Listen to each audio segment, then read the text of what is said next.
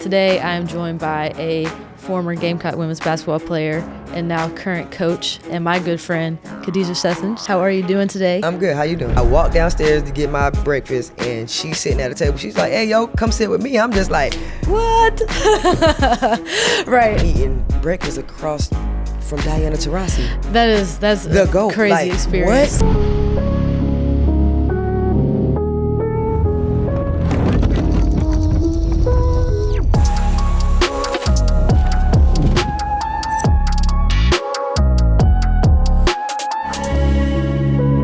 Welcome everybody. Welcome to the Coop.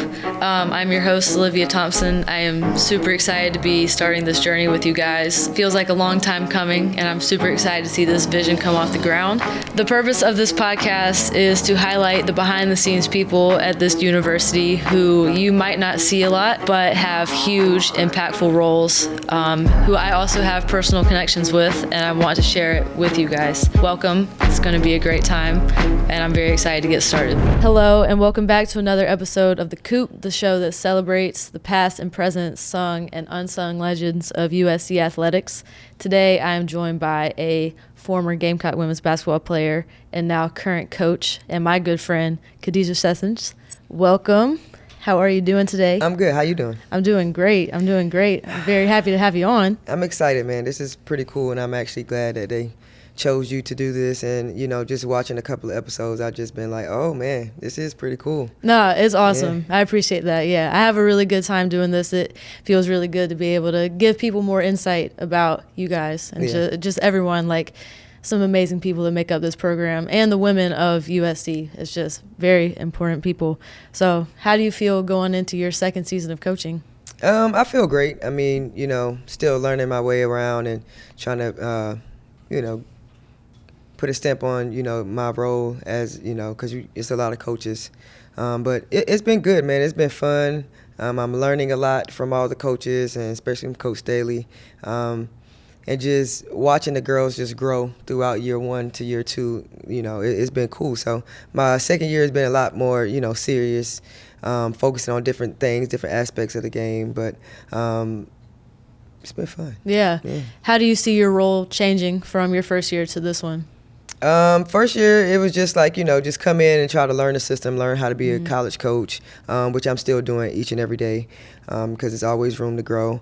But my first year was, you know, just trying to just, like I said, just get acclimated with just coaching college basketball, how things going to operate, using certain terminology, learning certain, you know, actions and things such as that nature. And then now, you know, and then on the bench, my role was, you know, just to keep up with all the subs that the other team's doing to make sure our matchups are the same. That's pretty much what I'm doing, writing on that whiteboard. If most people are watching games and seeing what I'm doing, I'm writing down the matchups, making sure everybody knows who they're guarding when they go out there.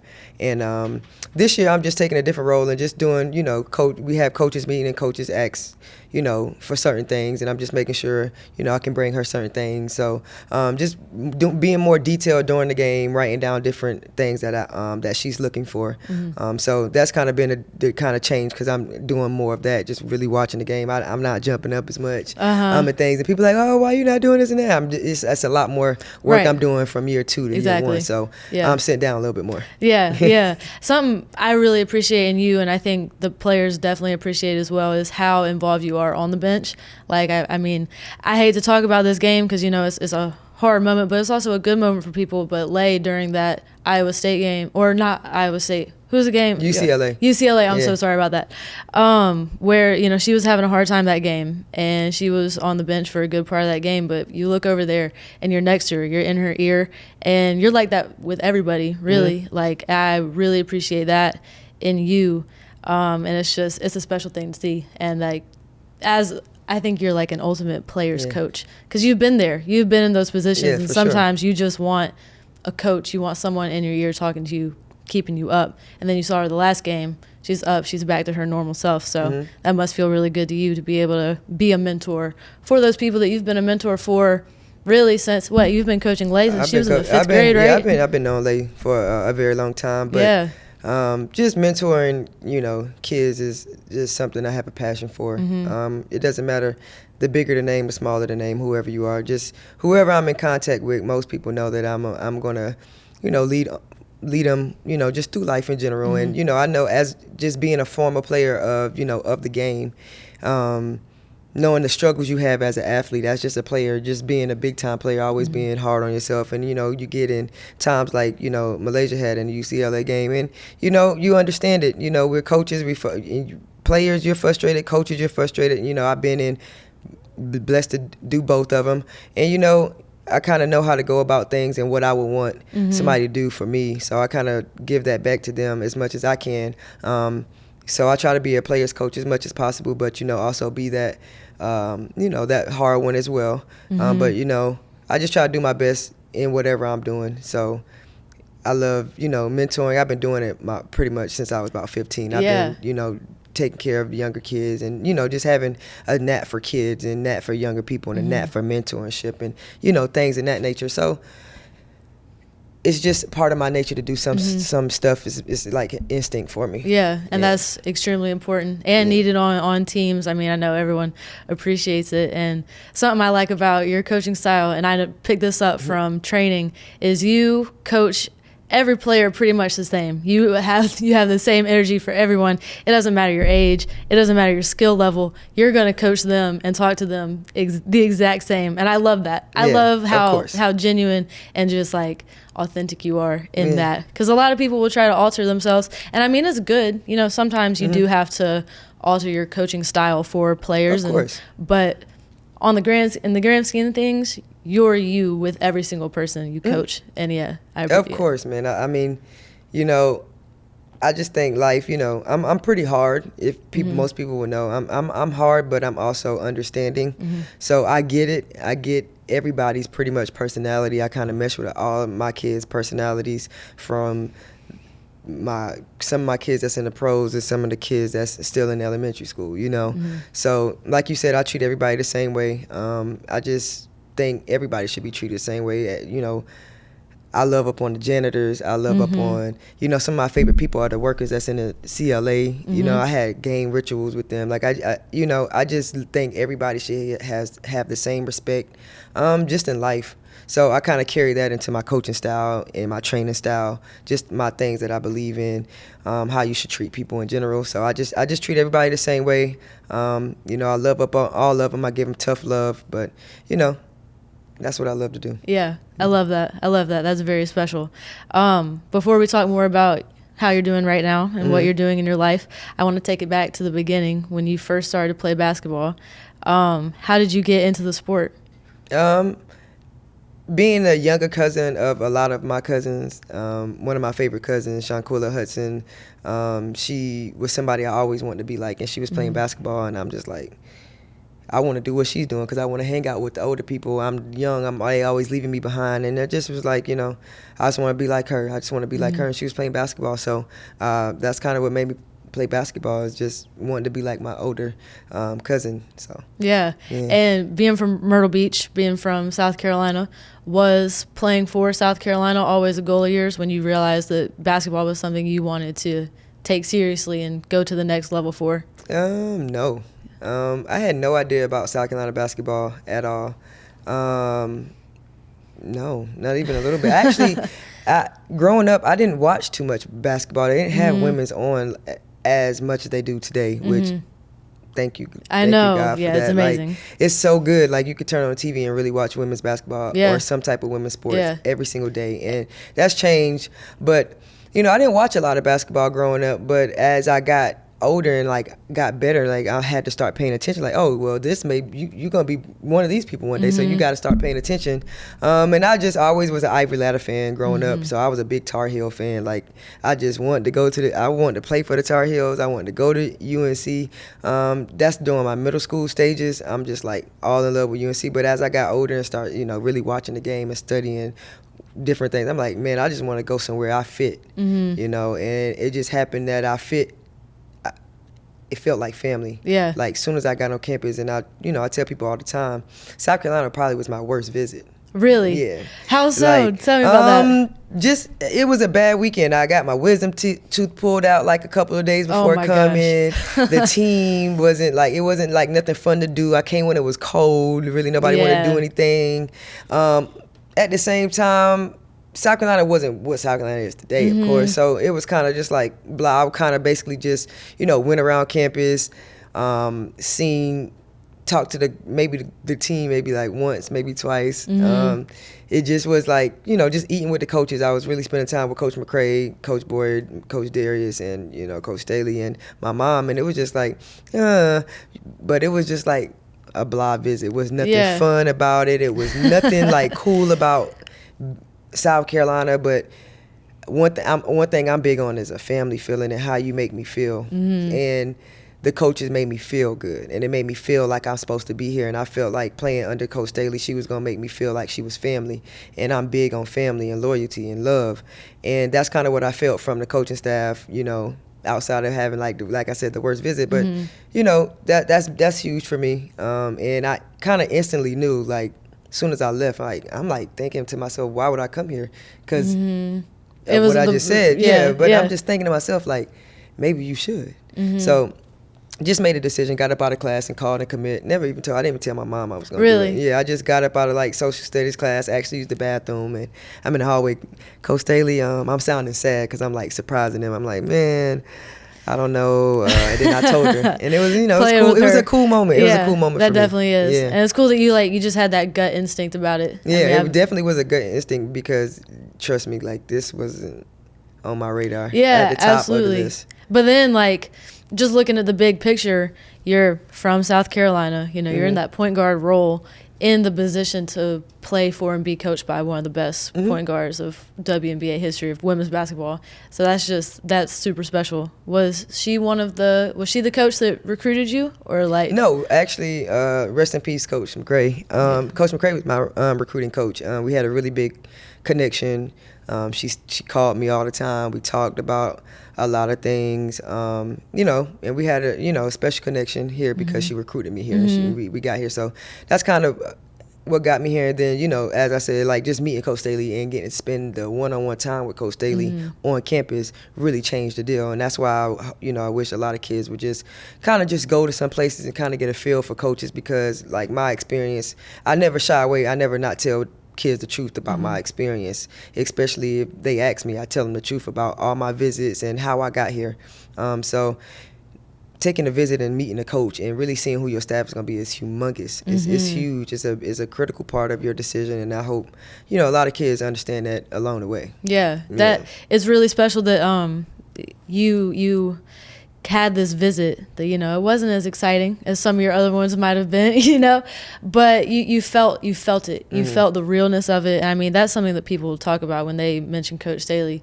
Every single time. It's like, it's authentic, it's genuine, it's pure love and realness. And I mean, you see what you get. Oh, 100%. And it's very good to see. And I mean, you took a chance. I took a chance. And it ended up being something beautiful. And now you're here. So that's really special. So tell me about your transition into your freshman year, adjusting from high school basketball, coming into your freshman year of college. That was big, man. It was huge because I don't like to practice. Like, I didn't know how to bring it every day in practice. I really never had a coach to tell me to bring it every single day in practice, and basically practice is going to be your determining factor of your game time. Exactly. And trusting. And Coach Staley really asked me, like, what's going to be one of the first questions she asked me when I first got to campus was, what's going to be your hardest transition? And I said, practice. Like, it was a very simple question for me. Like, I knew that was going to be the hardest thing to transition from. But I also was overweight, came in, knee injury, had some meniscus stuff, didn't get the right rehab at home, came in. So I was a little overweight, a little bit behind. So I had to catch up in that area. But once I figured out how to practice, I was probably the hardest practice person ever. Once I figured that part out, once I figured if I practice this way, the games are easier. I figured it out and I ran with it every single day from that moment on. I want to say, I think it happened right after Christmas. Like, I had to get that first freshman going back home from not playing, from being one of the top players in the state. Like, I just had to get that one trip out of me, went home, came back, and I literally was a completely different person. Yeah. Like, I brought it every single day like it was the national championship game in practice, to make my teammates better and to make myself better. So once I figured out practicing would make you better, I just practiced hard every day. Yeah, so my freshman, it was a up and down rocky thing, but I think I really grew as a human in my from high school to college, like my first, like instantly. So it was pretty cool, you know, and just to go through it with other people too and see how they going through it and transitioning. It made it a little easier. Definitely. With some of the class I had. So definitely. And speaking of other people, I had Elena Coates on the show, and you two were in the same freshman class. Is that right? No, she came in after me. After you? Yeah, okay, my bad. Yeah. But she talked about how important you were to her freshman year and how you guys kind of had like an instant connection. Talk to me a little bit about y'all's relationship. Me and Coach, man. I love her so much. She's just a big baby, and she's my big baby. And I just, she was so genuine, and she just, like you said, I just have a little connection. You know, I had that little point guard mentoring, little sister, big sister connection. When it came to lay, I was always right there, talking to her no matter what. When she had bad games, when things weren't going her way, or she couldn't get out of a funk, I was always there. Just say something or encourage her, give her a hug. Might not ever say anything, may just been a hug or, you know, hope you have a good day. Just anything. Like I would always say something to Elena, and Elena would always say something to me, and it just became like that. And then if anybody knows Elena's just not like like she's not just gonna like you. You have to put the effort in. You have to put the effort in. You know what I'm saying? Those little gestures that you did, they add up, and people remember that stuff. And then we kind of just bonded. I mean, it's just like, you know, I just love her, and you know, playing 3 years with her was awesome. You know what I'm saying? So you get blown by, and you know a shot blocker on the way. She's so good. Like she's right there. Good. I got Asia, I got Elena Coates. I ain't really worried about too many more people. So if you blow past me, then good luck the rest of the way. I mean, I let you have that, really. Like for sure, hands down. Because then going into your sophomore year, that's when Asia joined the team. So you had those twin towers, and that was a really huge season for y'all. That was the first time y'all made it to the Final Four. Yeah, we're coming up on the 10-year anniversary this year. That y'all are. Tell me about that year, because I've saw in some interviews and articles about you that year just means so much to you. I mean, it was a magical season. I mean, it just always, you know, thinking about it, I really thought we should have won a national championship that year. Absolutely. It was like right there for us. I mean, of course, you know, I'm not taking anything away from UConn. They won 4 years of my 4 years when I was in school, and they were really, really good. But just that particular year, man, we were supposed to win it. You know, it hurt me for the seniors, and it hurt me for that just whole roster. Like, we were a really talented team. It was magical because nobody's seen it coming. Truly. From winning the SEC championship to going to the Final Four, South Carolina, like, no one had that written for us. Right. So, and to be the first team to do it, it was even bigger. Oh yeah, you know, so, I bet Columbia was. I mean, it was lovely, and then the football team was really good, and it was just like a lot of, and you know, it was just a lot of just joy. So just to be the first to do it, it just made it even more special. Is why I always talk about it being a magical season, because it's always magical when you're the first to do something. Definitely. You know what I'm saying? Especially for a university that's been up and going for a while. Definitely. But in retrospect, the women's basketball team, I mean, Coach Staley, this was still early in her career. Like, she'd only been there since 2008, moving really fast. I mean, I think in 2013, y'all started out ranked 22nd, ended up being ranked at the end of the season as 8th. So, like, y'all, just the success, quick gaining success that y'all had, that's pretty incredible. I mean, going from maybe like 4,000 people in the stands my freshman year home opening game to my last senior year, 18,000. I mean, it was a joy to see. I mean, incredible. It's normal for, you know, the players and people now, but it wasn't normal for us. Like, we literally seen it go from 4,000 to 18,000 in 4 years. So, like, it's a different feeling when you actually know what was there to when you leaving and what you left it to and for it to build. So that's awesome, and I'm so glad that, you know, Coach Staley built what she built, because these fams back her like no other. Like, you know, I thought they were crazy when I was in school. Look at them. She brought a powerhouse. Yeah, she got a powerhouse coming behind her no matter where we are. And it's just a joy to sit here and see it in a coach seat right Absolutely. now, knowing that you were a player and it was only 4,000 people Right. maybe in the stands when you first got here. So it was awesome. Yeah,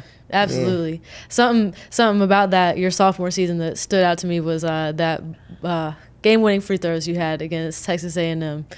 Talk to me about how it felt for you in that arena. You know, game's on the line. There's like 0.9 seconds left on the clock. And talk to me about what that was like for you in that position. In the moment, I was nervous, man. Of course. Like, I mean, it's all eyes on you. You're number one in the country. Everybody, like, just waiting for you to just fail, waiting for you to go down. And I'm thinking to myself, Y'all are like, undefeated too, right? Yeah, I'm like, yeah, in the 17-0. SEC, yeah. Oh no, at that moment we were, and I'm just like, listen, we can't go down on my watch. But then I had to go back to, like, I've been here before. Like, I won a game with 0.7 on the clock from the free throw line, so had to take myself back there in a moment and kind of had to block everybody out. I don't know, this is about to sound crazy, but it is the truth. If anybody ever seen Biker Boys, when dude went tunnel vision, every time he raced, all he seen was the smoke. All he seen was the finish line, and it was thousands of people up the race. And when he was racing the bike, and all he seen, he blocked out everybody, and the only thing he seen was the finish line. I literally took myself there. I had to block everybody out. Once I seen my teammates lock arms, I said, "Oh!" As a basketball player, you just like, "Oh my gosh, oh my gosh!" I'm just Literally. It was crazy, but. You know, I think I missed the first one. Like, I missed the first one. Then I'm like, my hands start sweating. My life, my whole life just starts spinning. Like, girl, you missed this free throw. You're going to be in the gym. I was going to go right back to the gym and shoot them free throws that same night. Yep. But ended up making the second one, stepping up with confidence. And it was cool, man. The whole crowd just went crazy. I'll never forget that moment. Like, just watching everybody lock arms and my whole heart just dropped. But, you know, we live for those moments as athletes. So, but just in those moments, that's what's going through my head. But I'm not really saying it out loud. It's just that's what's going through your head. Yeah. Talk to me about what it was like. You know, you're continuing the rest of your college career, and then by the end, you end up with 3 SEC regular season championships, 2 tournament championships, and a Final Four. Just talk to me about what that's like being on a team with fast growing success and what that means to you. You know, it was pretty cool. I mean, you gotta have people come to your university and believe in what you got. And, you know, once Tiffany Mitchell and Asia Dozier and Tiffany Davis, you know, committed here, and then I was the last one to the puzzle. I just knew that she had 4 people that could change anything. Like, we were ready for whatever, and just to be able to do it with, come in with those girls, and like I said, just going from literally just a basketball team to the top team in the country is insane. Yes. Like, being number one in the country for me was insane. Like, just the pressure you hold every single night, getting ready and prepared for every game. Just being number one in the country, being South Carolina, it was like insane. Would you have imagined that coming to South Carolina? Did you see that happening?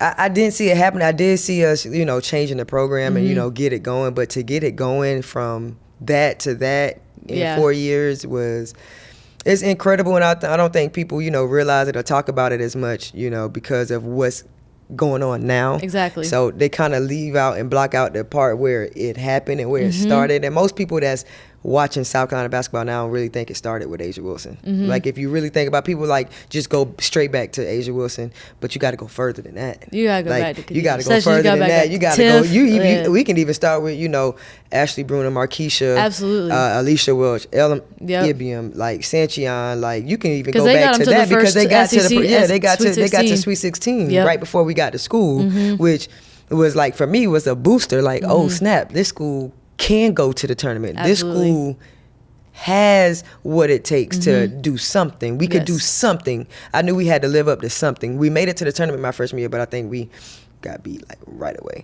I believe. I think, I wanted to win that next year because we had Notre Dame, which Skylar Diggins was on that team. I was ready to face them. Yeah, but you know, it's just a joy to like just go back. Like, right now, you go back now and appreciate those moments more and like really reflect on different things. Like, more I talk about it, the more I'm like, goodness gracious. Like, for one, it was forever ago, but for two, like we wasn't in that moment. We wasn't thinking about how crazy and how grateful it was to go from 4,000 to 18. Like we just living in the moment. Like, but just thinking about what you did for the program is like, oh my goodness. Yeah. And and I'm just happy that it stayed there, because most programs, you can go up, but you can also drop. It continued. She kept continuing to hit you with a boom, boom, boom. She came with Asia Wilson. Then she came with more. Then she came with Ty. Then she came. I mean, she just kept coming. I know. Like she just kept just kept sending like.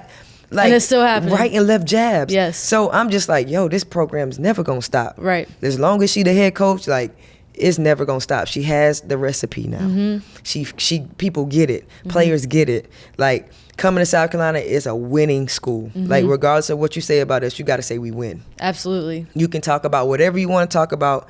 As far as anything about South Carolina basketball, just make sure you say that South Carolina basketball wins. Yes. And they know how to win. Yes. Regardless of who's on her team, she knew how to win, dated back to Markeisha and all of those that time. So she always had a winning way about her. Yes. People just wasn't, as woke as I say now. Because, I mean, then you look at the visibility of the women's sports and women's basketball specifically is getting, I mean, it was hard to watch women's basketball then. It was so hard. Yeah, and then. But I wish we could, because it was so I know. many good players, and we missed out on so many good. Like, as much as I watch basketball today, and as talented players are, I know it was so much we missed way before our eyes and way before our time.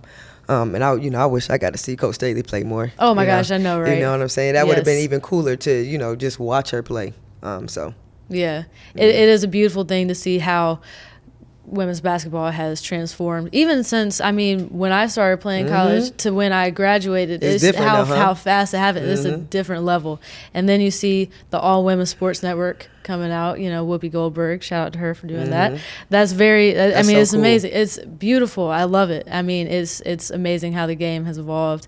And it's a really special thing. So then transitioning out of college, you went overseas and you played in Finland for a season. Is that correct?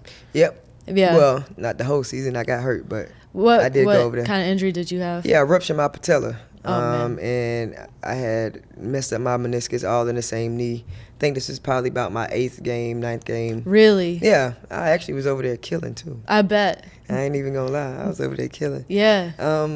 But, God had other plans. And,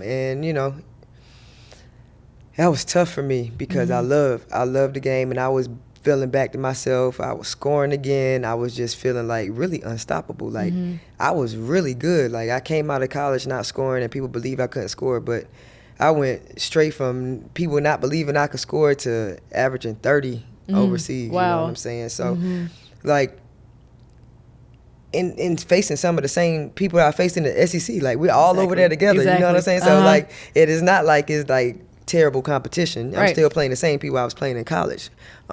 But, it was tough. Then I came back over here and I pretty much rehabbed and tried to get myself back together. It took me almost a year to just get back to just being normal as just playing and moving around again. So that was a pretty tough year for me. Yeah. After I graduated. Yeah. Absolutely. That is very tough. And when you were in rehab, were you rehabbing with the intention of going back into playing basketball, or was that when you had a mentality shift and we're going to pivot to something else? Oh no, like I still wanted to play. You know what I'm saying? But once you get a knee injury, it's tough for people to trust in you, especially like during that time. You know what I'm saying? So that's why I came to South Carolina, and still Coach Staley let me practice with the girls, and it got me going. It got me juvenated again. Of course, training did, but just coming to South Carolina, just practicing some days with the team, I'm like, I still kind of got it. You know what I'm saying? So that's kind of what fell into the USA team thing. Yeah. Oh, you were on the AmeriCup team. The national team with Coach Staley and Coach Boyer when she was coaching. And y'all won gold, didn't y'all? Yeah, we did. That's we cool. did. We did. That was like one of the highlights of my life. Really? Yeah, easily. Tell me about that. Just got the call to go down and be a practice player, get the national team ready to go and compete. That's cool. Over in Puerto Rico. Like, I wasn't even there to be on the team. I was there to just help practice and fill in and be a practice player because, as I stated, I would come back and, practice every now and again. But, just got the opportunity, really took the got my opportunity and I performed well and was blessed to be able to play on the team and go over there in Puerto Rico and meet some of my, best friends today in the world. And it was cool because, I'm growing up watching Sylvia Fowles and, she like one of my favorite players, post players ever. And to just go on that team and be able to play with her, you know, and I wasn't blessed to make it to the WNBA, but just to be on that team and to be able to play alongside of her was like really a dream come true. Like, dang, I'm playing with Sylvia Fowles. Like, we're talking about like top 3, top 5, whatever anybody want to ever. Yes. We could talk about it. We talking about ever. And then, let alone, I'm eating breakfast across from Diana Taurasi. That's the GOAT. Crazy like, experience. What? Yeah. Like, I'm thinking to myself, like, and mind you, at this moment, I'm still a practice player. When I'm eating breakfast downstairs before we went to practice, I walked downstairs to get my breakfast, and she's sitting at the table. She's like, "Hey, yo, come sit with me." I'm just like, what? Right. But on the outside, you're like, okay. Outside of me, I walked over there all playing it all cool, but in the inside, I'm just like, yo, you're across the table. To me, the best basketball player ever, and then she's talking to me. She's asking me questions. She cares about where I'm from. How, talks like she's literally she's not like treating me as a practice player. Exactly. She's treating me like a normal human. Like, regardless, I don't know what people say about her, but she's real. She's real. Yeah. Like, she really like just ate breakfast with me the whole time and just talked to me, and and I'm just thinking to myself, like, what? Yeah, that's but cool. Also soaking it all in, I stayed and I watched her work out. Like, I'm just like, yo, I'm soaking everything in that I can, because at that moment I didn't know I was gonna be on the team. So I'm just soaking in all the information, all the moments. Man, and just to be still blessed to Enrique is one of my best friends, and Brittany Sykes is one of my best friends, and just to still have a relationship from now to then because of what happened. It's cool, man. Like, real genuine people, really good, and just blessed to be able to do something else with Coach Staley. You know what I'm saying? Like, not only as a player winning in college, we won national team gold medal over in Puerto Rico together, and then we won a national championship together. Like, there's so many full circle moments. So many full circle moments with me and Coach many. Staley, and and I'm just blessed to just be able to just be in her presence all the time. And I never take anything for granted. So I'm just enjoying the ride and enjoying the moment. But we have a lot of like wins together. So every time we win again, I'm just like marking off something else. It's like another win. But we won a lot. Yeah. Oh, absolutely. Yeah, for sure. Absolutely. But if you can't mention Don Staley without mentioning Lisa Boyer, like, no, they win together. It's like one Boyer. In the same. I gotta get Boyer on here. I gotta give Boyer, yes. Her credit, because just as long as Coach Staley been winning, Boyer's been winning. So. Oh yeah, I mean, Coach Boyer's been there since the beginning. Oh, for sure. Just to think about how she used to coach. Yeah, that's crazy. That's just crazy. Yeah. And she's still here. I mean, their relationship is so funny. Hilarious. Yeah, it's hilarious. They should have their own show. They really I told should. them whenever I would love they to follow retire, them around. I think they should have I guess y'all should have your own show. That's my opinion. Yeah. You guys would sell. No, seriously, big bucks. I would watch it. Yeah. I would just love to be a fly on the wall, like whenever they're in the room together. It's so cute. Yes, they are so cute. But taking it back to when you're in that limbo period after being a player, when was it that you decided that you want to get into coaching, and then working for yourself, becoming a trainer? Like, talk to me about that transition and what made you decide to do that. I knew I always wanted to help or do something in basketball. I kind of didn't know what it was. But I believe it was 2017 when I decided I'm like, I'm going to quit my job and I'm just going to step out on faith and I'm going to just do this basketball training thing. And I did the basketball training thing and it took off. You know what I'm saying?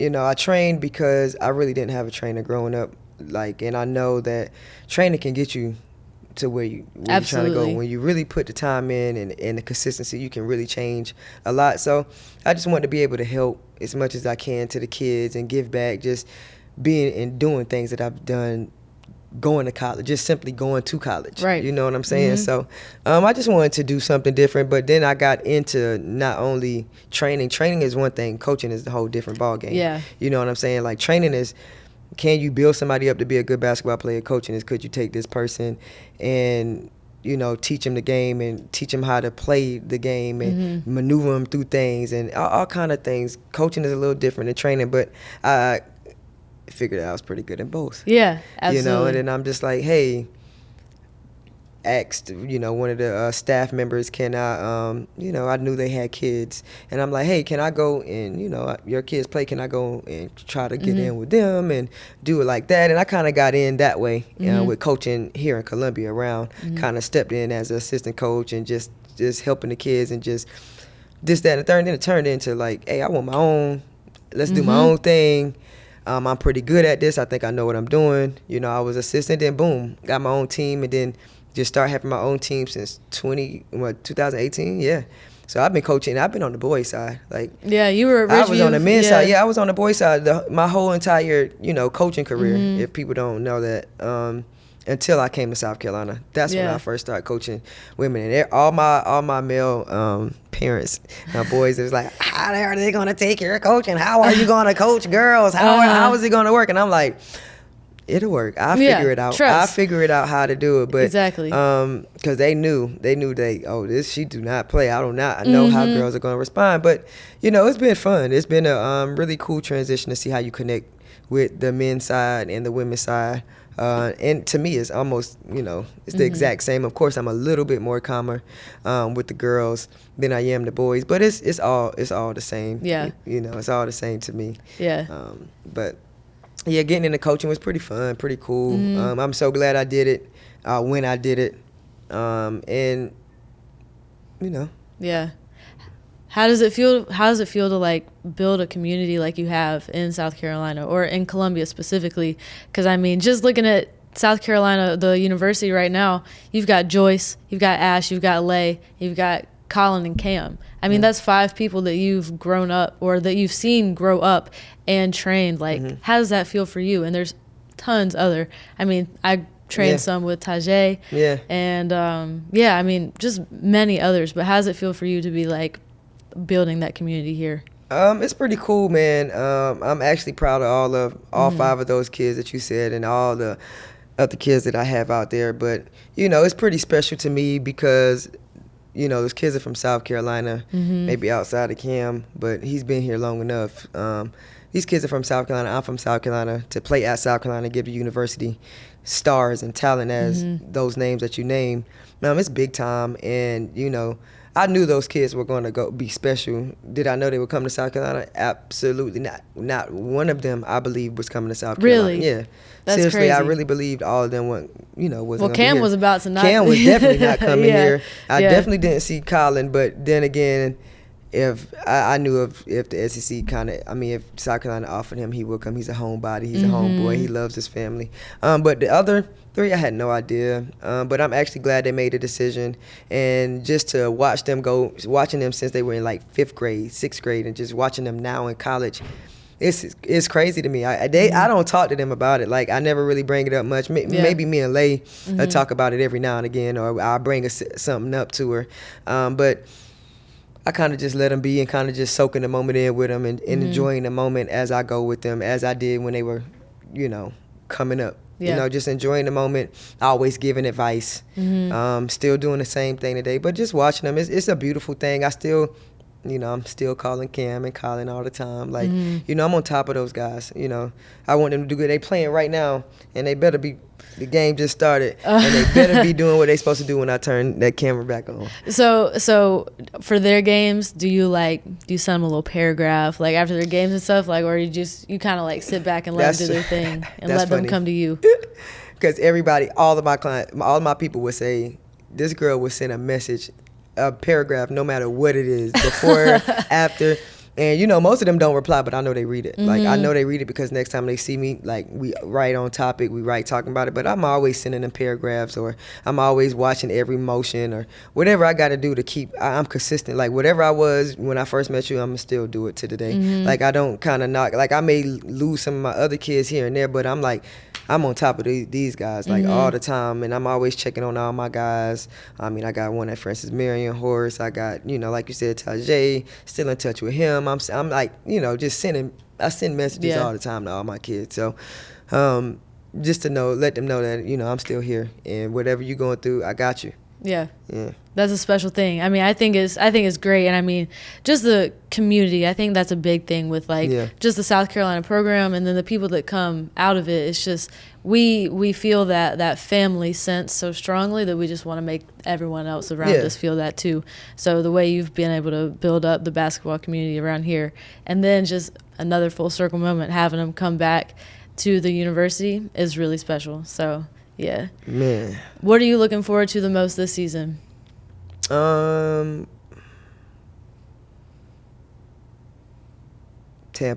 I'm just kidding. That's a valid answer. I'm really just looking forward to, seeing how our girls answer to things such as the UCLA game and our ups and downs. Because, I mean, it's all people don't understand. Like, I understand everybody likes to win, and South Carolina is about winning, and we've been winning a lot at the University of South Carolina. But I like to see what we do when we do lose, just throughout the even years, just to see their response, how they grow throughout the season, how this young team kind of start finding their identity closer to the SEC season and seeing who we really are as a team.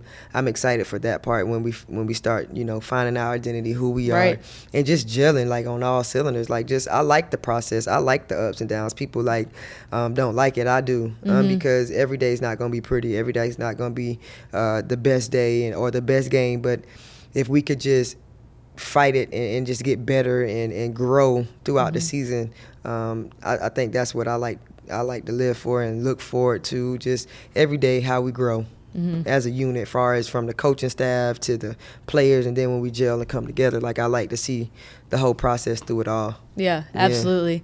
I think especially for that UCLA game, I mean, it does. It sucks to lose, but it sucks. That needed to happen. That sucks, man. Like it's good to lose sometimes. And I mean, not maybe once. Maybe that UCLA loss can be good. Lessons and things like that. Especially because we're trying to, like you said, we're trying to find our identity, because we're a team. We've had Asia, then Aaliyah, then Camilla. We've had three pivotal bigs that have stepped into those roles, and now we're in a spot where we're trying to find that person.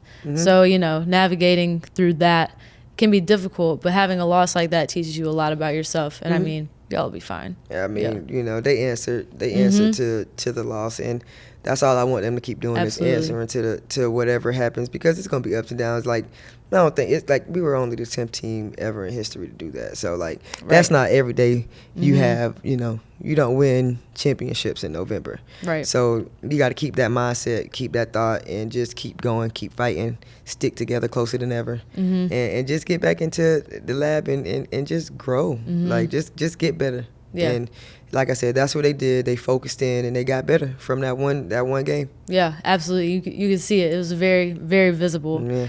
What goals do you have for yourself moving forward throughout your coaching tenure? I'm a person of I want to do a lot of stuff in the world. So I don't really of course everybody has goals, and of course I would love to be the head coach of a basketball team, college basketball team. I think you'd pro be a great head team, coach. anything. I would love to be the head coach, but I kind of I live every day and just keep going, and whatever is supposed to happen is gonna happen. And I got so many different goals, so many different things, and the first one that comes available, that's where I'm going. So I'm a journey person. I just like to go with the journey and the process, and certain things you may be going in this direction to get to the direction you're trying to go to. You never know things. So I got a lot of goals, but it's more of my journey. Absolutely. Yeah. Before we end this episode, I just want to say thank you so much for being on. I've really appreciated talking to you, hearing about your life and your experiences. It's been very cool. And before we end, I like to ask my guests 2 questions. The first one is, what is the best piece of advice you've ever received? Or what is a piece of advice that you would like to share with someone else? That's crazy that you asked me that. Somebody asked me that a while ago, and it's so many things that people told me that I really can't pick just one. But, since we're on the sports topic, hard work beats talent when talent doesn't work hard. And it's simple. I know it's blah, but, I kind of live by that. I don't care how talented you are. If somebody outworks you, they're going to win it every time. So that's one. I like that. That's I played for the Hornets, the AAU organization, and that's what our shirt said all the time. You got to listen. That's the first thing I had on my shirt when I first designed my shirt. I put that on there immediately. Yeah. No, that's real, and I mean you can apply that to any really sector in of your life. Yeah, you can really apply that in life. Like you can really just outworking. It don't matter what, you just got to outwork and just work and just work and just work and work and work alone will take you a long way. Absolutely. And having a good work ethic. Yes, definitely. Yeah. The second question I like to ask is, if you weren't a basketball player or if you weren't a coach, what would you be doing? Easily in the kitchen. I knew you were going to say that you want to own restaurants, huh? Yes, I do. I want to own restaurants. Huge. Yes, I do want to own my own restaurant, and I'm still going to own my own restaurant. What sparked that interest or that I love desire? to eat.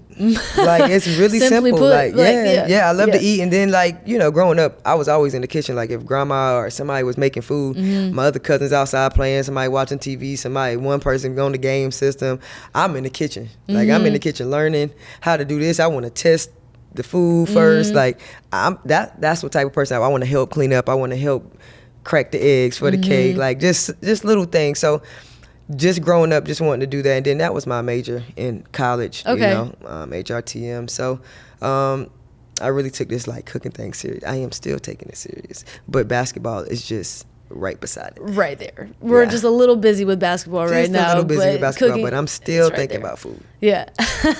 I love that. Do you have a favorite restaurant in Columbia that you like to put everyone on to? Oh.